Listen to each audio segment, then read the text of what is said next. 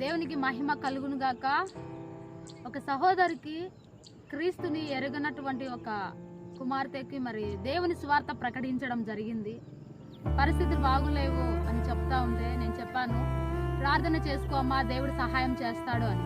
మరి తను అన్నది, మరి మా దేవుడు కాదు కదమ్మా, నా ప్రార్థన వింటాడా, నా కన్నీటిని తుడుస్తాడా, నాకు సహాయం చేస్తాడా అని తను చెప్పినప్పుడు నేను అన్నాను, మరి యేసు క్రీస్తు ప్రభువు అందరికీ దేవుడు.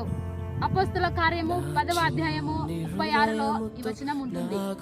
ఆయన అందరికి దేవుడు, అందరికి సహాయం చేస్తాడమ్మా. నిజమైన దేవుడు, రక్షకుడు నిన్ను కాపాడుతాడు, సహాయం చేస్తాడు అని చెప్పాడు. కాబట్టి ఆయన అందరికి ప్రభు, ఏ భేదము కుల మతము లేనటువంటి దేవుడు, అందరినీ ప్రేమిస్తున్న దేవుడు, ఒకే ఒక్క నిజమైన దేవుడు యేసు క్రీస్తు ప్రభువు. దేవునికి మహిమ కలుగును గాక. ఆమేన్.